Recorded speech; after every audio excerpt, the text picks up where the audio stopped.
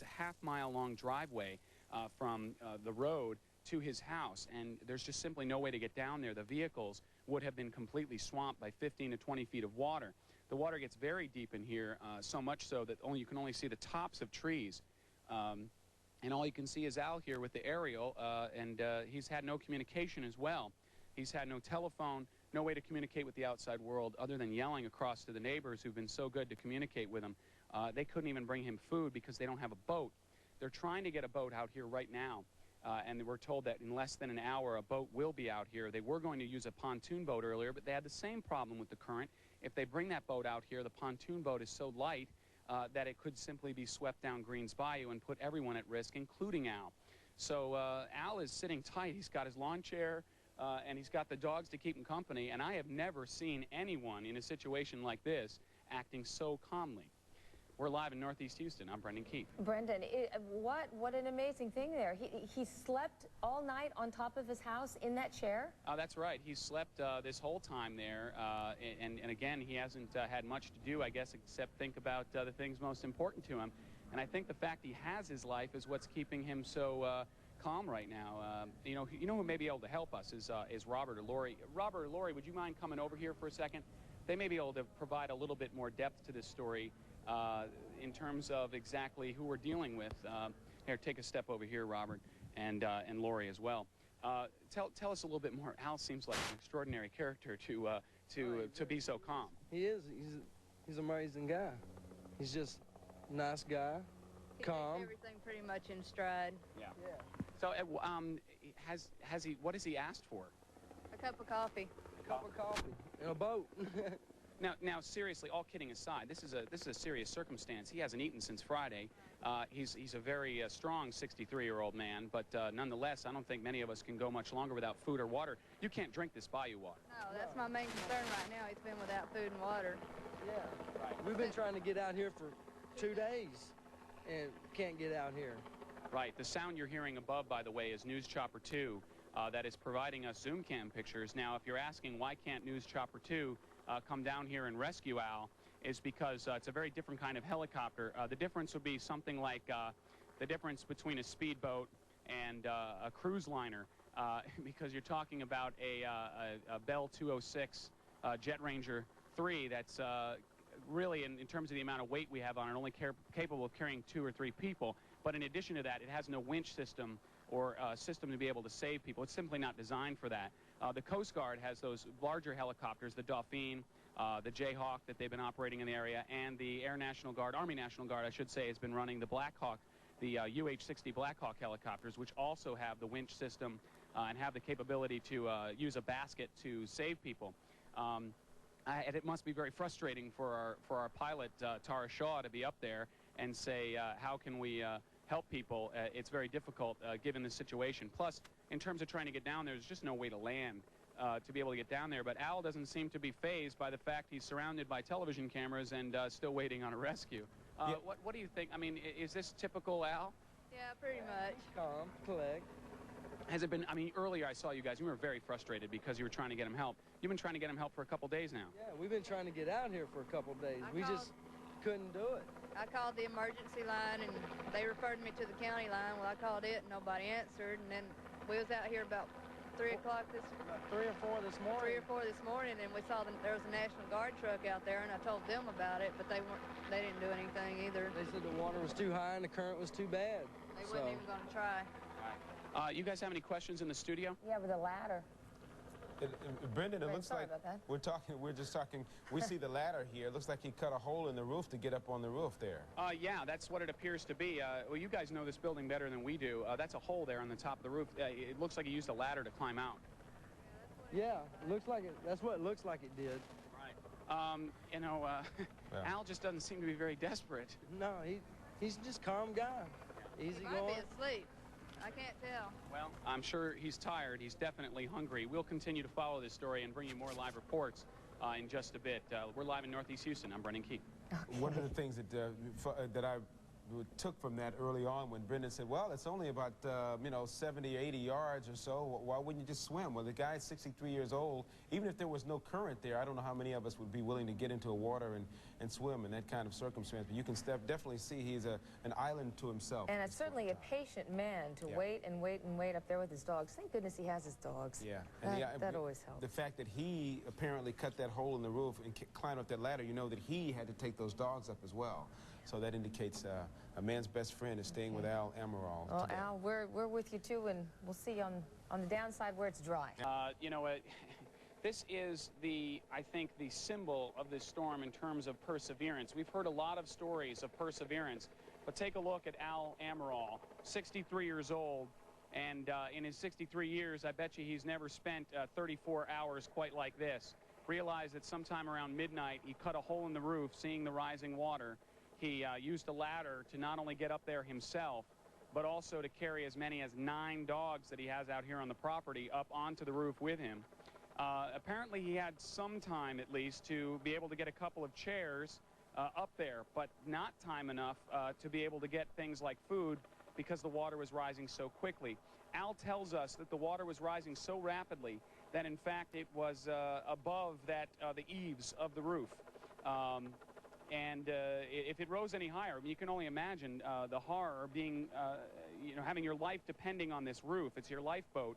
You're on the roof of your own home. You've cut a hole in the roof to get there, and now the water's rising and rising. I think you may be able to see the water line. It's a good 4 to 5 feet up on top of that tin roof. So it didn't have to come much higher, maybe another 5, 6 feet before there wouldn't be a roof to stand on. And those dogs and Al would be swimming for their lives, literally. And the water's gone down quite a bit then, a good 10 to 15 feet, but it's still too high to get out there. The other thing to note, you're asking why don't we walk out there? It looks like the water's only maybe 6 or 8 feet high. This is actually a BMX track, so it's uneven. And secondly, it's all mud. Even where I'm standing, where it's just on the edge of the water, it is just thick mud that creates that kind of vacuum effect where you just can't get out of it.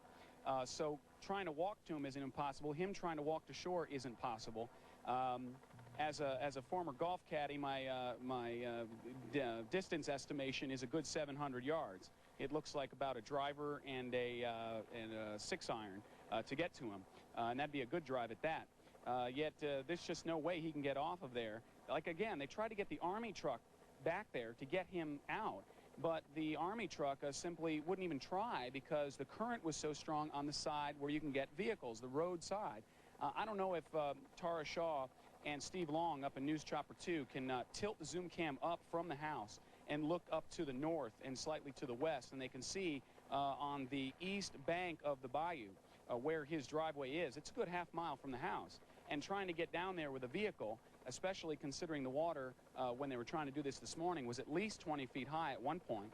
They simply wouldn't have been able to get that vehicle down there. Also, there's the current because the bayou is spilling over its banks. So you couldn't get the car down there either, or the truck.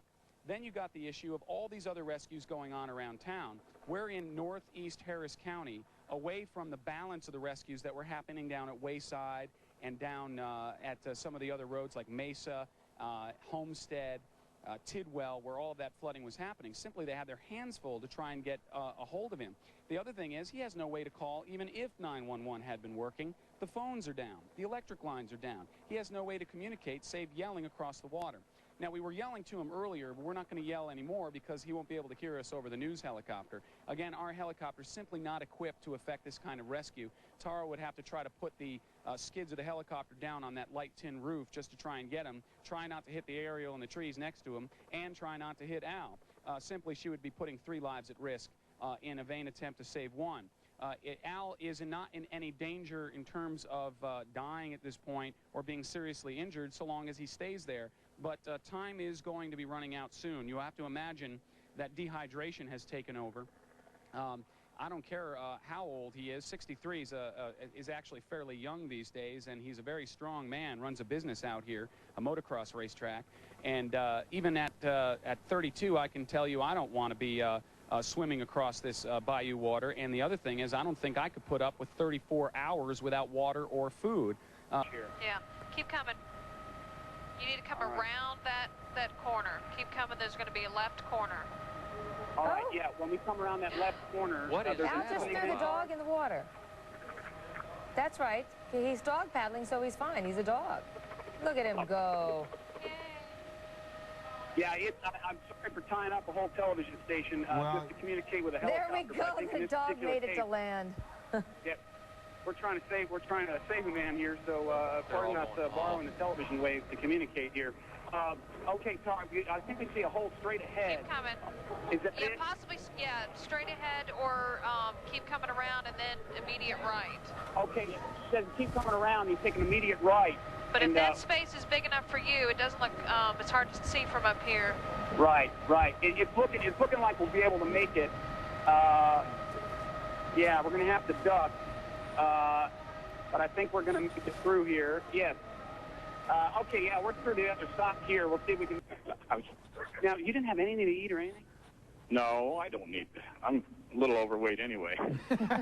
You think you burned a few calories? Absolutely. Yeah. Okay, well, it's Al's new diet plan. Sit on the roof for 34 hours. Not really. How's the house doing? It's kind of a... Well, it's not a house. It's a storage area. It's kind of a mess. So what were you doing in there then that you had to... Were you just out here working that thing? Well, I live here. I run the motocross track. I own a motocross track. So that's really... You going to take any of the dogs? Yeah.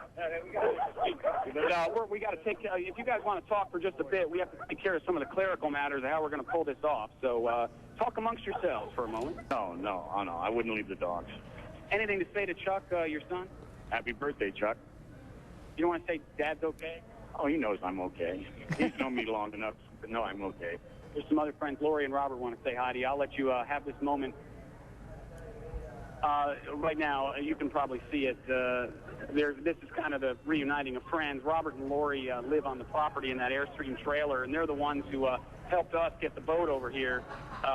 And everyone's just real excited to see this moment right here where Al is off the boat.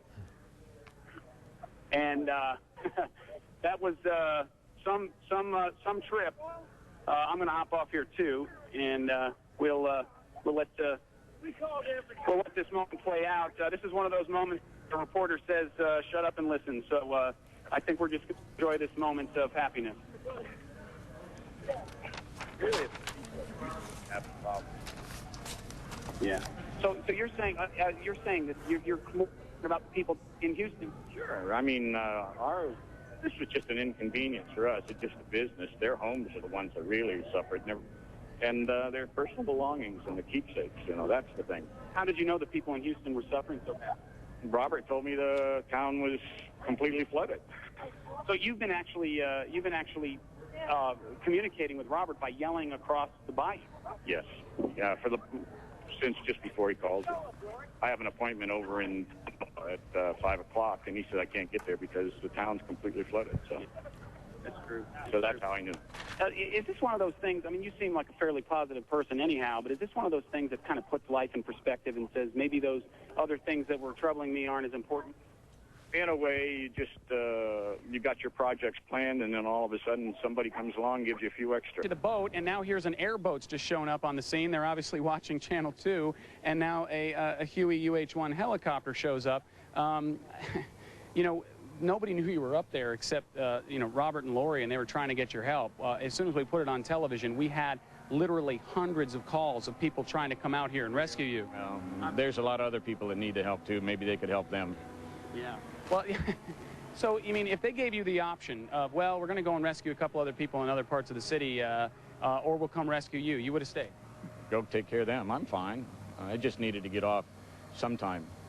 Sometime, yeah. Yeah. Right. So, there's been a lot of talk of this 100-year floodplain, and actually we were talking with the owner of the racetrack here, and he says, well, it actually went up about 3-4 feet above where he had the floodplain when he bought this in '92. Is this higher than you've ever seen it out here? Yes, it is. In fact, I think it's higher than what the county put on the bridge to build above by about 4 feet. It was actually over the bridge. Yes, it was. Yeah, from what I understand, what Robert was saying. Normally, how far is that building from the bayou? Oh, a couple hundred yards. It depends. The bayou snakes around the whole building. I'm like an island there. And when it floods, the Greens bayou comes over right kind of at the entrance, right near the bridge, so it totally cuts me off. And that bayou there is, when it's this level, is 20, 25 feet high. There was no food or water in there? There was, but by the time I got to realize that the water had gotten deep, I couldn't get in the building. It was already up to the doors. Huh. I was looking through the window when we were out there, and I saw what it appeared to be like a table and a chair. How'd you get up to the hole, or to make the hole? Oh, I climbed in the backside. There's a shop on the backside where we bring our equipment in to work on it. So there was easy access that way. And that's an attic under there. So I punched down from the top. It's not a problem. Oh, I see. So that's when you brought up the chair and the umbrella. I mean, if you'd only had a television, a telephone, some water, you probably could have stayed up there another week. Actually, a radio. You did have a radio? No. If I had a radio, heck with television. But if I'd have had a radio, you can bleep that out if you want. No, we're live, so television, it would be tuned to KPRC Channel 2. Oh, absolutely. Absolutely. Well, if you have anything to say, honestly, to Robert and Lori, I mean, the only way we found your story, by the way, was because we were out there on the road. We were about to break our live truck down and move, and they said, y'all know we're going to get a boat. We're trying to get a boat out here because, you know, we've got Al out there, and we're trying to get a hold of him, or trying to get to him. And we said no, and they were calling around like crazy looking for a boat. Do you have anything to say to them? Well, this guy and her, this guy makes it happen, and she's the best part of it. But no, he's really a very capable individual. He makes things happen. He really does. He's the caretaker for you out here. Yeah, he is. And I feel absolutely perfectly relaxed when they're here. Everything goes smoothly. Now that your life is saved, we have to move along to, and honestly, I mean, you know, you may not think of it, but a couple more days without getting out to you, and you're going to be in dire straits. I mean, you must feel dehydrated. Oh, I'm fine. You're trying to make more out of it than it really is. I'm fine. There's no big problem. So I had a big dinner Friday night, and that lasted. Spaghetti and meatballs. Fortunately, it wasn't your last supper. We're happy to celebrate that. We're going to go get you some food here shortly. One last question would be, what did you do with yourself? Were you sleeping in that chair or what? Thought about a lot of the projects I've got to do here and what I have to do to the equipment. That all of the equipment was totally submerged, so just trying to outline how to get them ready to put them back in use. That's all. Thank you very much, Al Amaral, not only for being back here on terra firma, but thank you for this inspiring story. We should all take a lesson from your attitude here. Thanks very much. Back to you guys. All right. Brendan, thank you very much.